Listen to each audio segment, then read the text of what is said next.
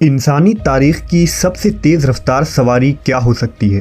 گھوڑے، motor cycle, cars, جہاز یا ایروپلین؟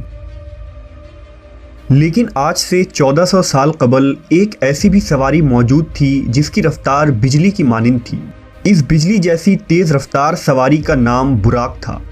وہ سواری جس پر بیٹھ کر نبی صلی اللہ علیہ وسلم سفر معراج پر گئے۔ براق کی خصوصیات کیا تھی اور جب نبی اس پر سوار ہونے لگے تو وہ بے لگام کیوں ہو گیا؟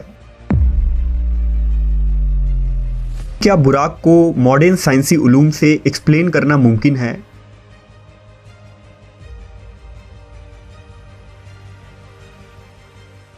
واقعہ معراج تاریخ انسانی کا ایک ایسا حیرت انگیز اور انوکھا واقعہ ہے جس کی تفصیلات پر انسانی عقل حیران رہ جاتی ہے۔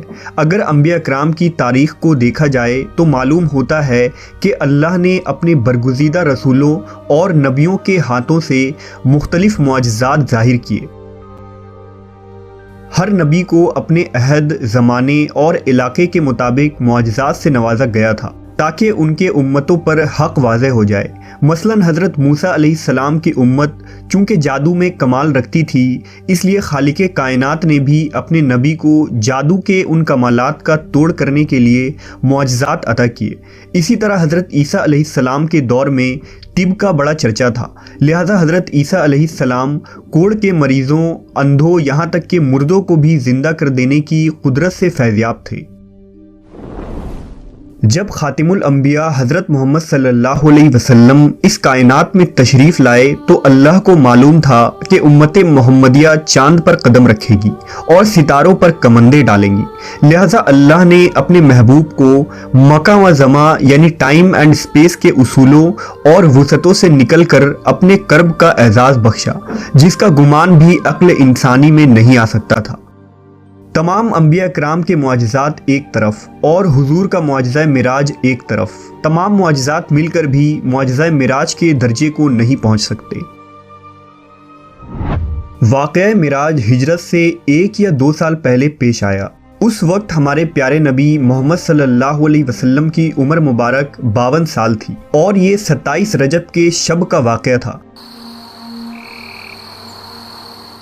لہذا حضرت مالک بن ساسا سے مروی ہے کہ خود رسول اللہ صلی اللہ علیہ وسلم نے فرمایا کہ میں نیند اور بیداری کے درمیانی کیفیت میں تھا جب میرے پاس ایک فرشتہ آیا۔ اس نے میرا سینہ چیرا، پھر میرے دل کو نکال کر غسل دیا اور اسے دوبارہ اندر رکھ دیا۔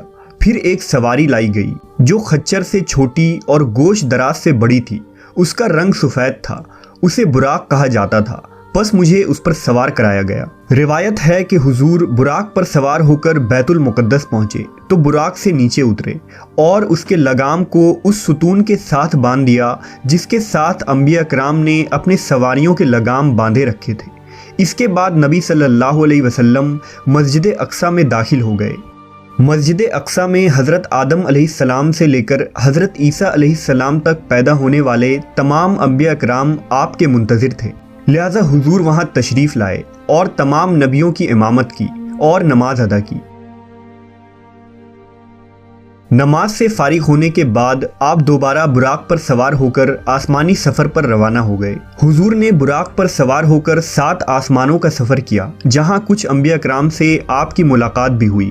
پھر حضرت جبرائیل امین نے آپ کو جنت و جہنم کے کچھ منظر دکھائے اور پھر آپ اس سفر میں کائنات کے آخری حد سے بھی باہر سدرۃ المنتہا تک پہنچے جہاں آپ اللہ سے ہم کلام ہوئے۔ امت محمدیہ کے لیے روزانہ 5 نمازیں فرض کی گئی، شرک کے سوا تمام گناہوں کی معافی کا امکان بتایا گیا اور سورہ بقرہ کی آخری 2 آیات آپ کو تعلیم فرمائی گئی۔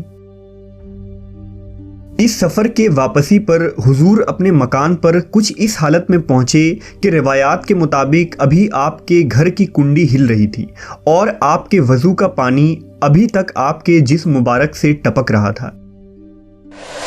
معراج کے اس واقعے کو اللہ نے انتہائی تفصیل کے ساتھ قرآن مجید کی سورہ اسراء میں یوں بیان کیا ہے: پاک ہے وہ رات جس نے راتوں رات اپنے بندے کو مسجد حرام سے مسجد اقصیٰ تک سیر کروائی، جس کے ارد گرد ہم نے برکت رکھی ہے تاکہ ہم اسے اپنی کچھ نشانیاں دکھائیں۔ بے شک وہ سننے والا دیکھنے والا ہے۔ معراج کے اس عظیم سفر میں رسول اللہ صلی اللہ علیہ وسلم جس سواری پر سوار ہوئے تھے اسے براق کہا جاتا ہے۔ اب سوال یہ پیدا ہوتا ہے کہ براق کیا تھا؟ کیا یہ کوئی ایسی مخلوق تھی جو اس دنیا میں پائی جاتی ہے؟ علماء و مفسرین کے مطابق براق دراصل لفظ برق سے نکلا ہے۔ برق چمک کو کہتے ہیں، لہٰذا رسول اللہ صلی اللہ علیہ وسلم کی سواری کے لیے جو چیز پیش کی گئی تھی وہ انتہائی سفید و چمکدار اور روشن تھی کہ اس کا نام براق پڑ گیا۔ یہ بھی کہا گیا ہے کہ براق کو اس لیے براق کہا جاتا ہے کہ وہ برق یعنی بجلی کی چمک کے مانند اس کی رفتار ہے۔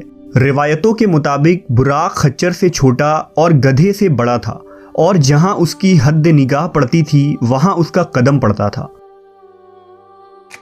علماء کے ذہن میں یہ سوال بھی پیدا ہوا کہ اللہ نے حضور کی سواری کے لیے براق کا ہی انتخاب کیوں کیا، جبکہ وہ اس بات پر قادر ہے کہ بغیر کسی سواری کے آپ کو سفر کے تمام مراحل طے کروا دیتا۔ لہذا فتح الباری کے مصنف حافظ ابن حجر نے اس ضمن میں لکھا ہے کہ اسراء و معراج کے سفر میں سواری کے چناؤ میں بڑی حکمت ہے، حالانکہ اللہ اس بات پر بھی قادر تھا کہ اپنے نبی کے لیے زمین کو سکیڑ دیتا، لیکن اللہ نے سواری کا انتظام اس لیے کیا تاکہ اللہ کے رسول کو انسیت و مانوسیت ہو، کیونکہ بادشاہ جب اپنے مقربین کو اپنے دربار میں بلاتا ہے تو اس کے لیے سواری روانہ کرتا ہے۔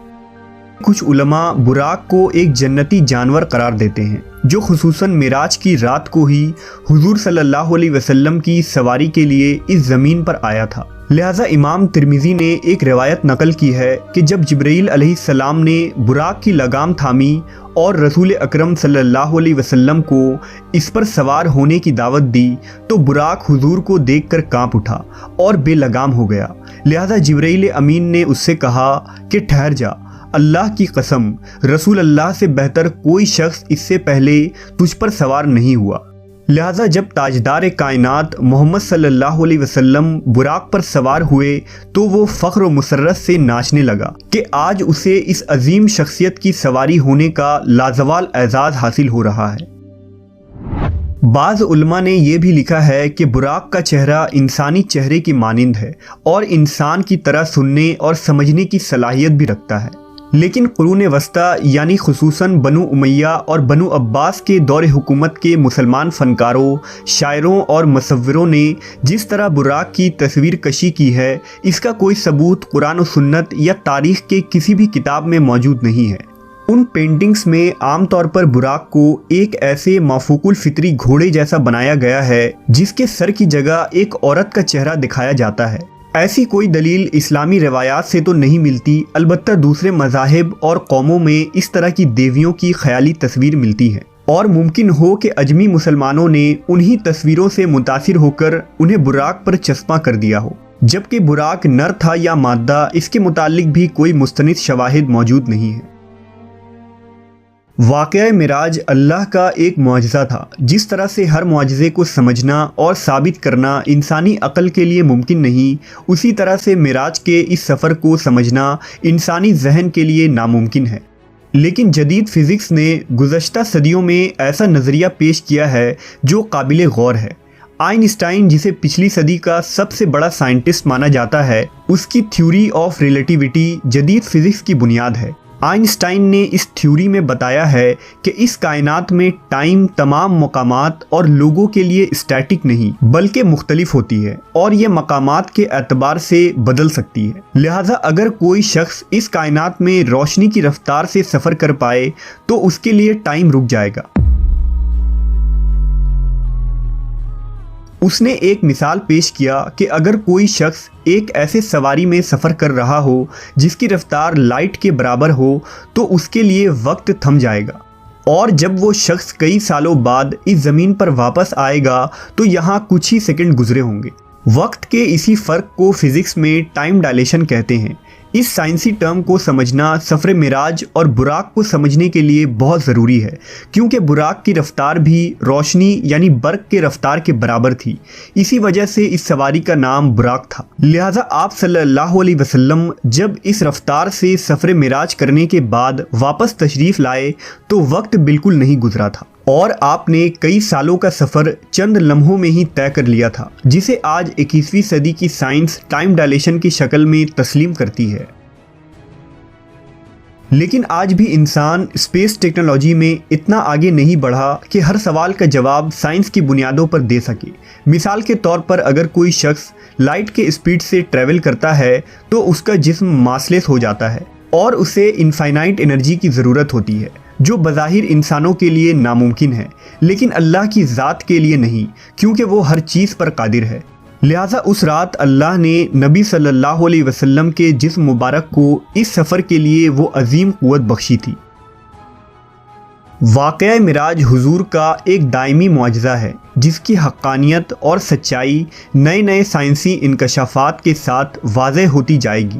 جیسا کہ کسی شاعر نے کہا کہ پھیلائے ہوئے گوشۂ دامن تجسس، سائنس محمد کا پتہ پوچھ رہی ہے صلی اللہ علیہ وسلم۔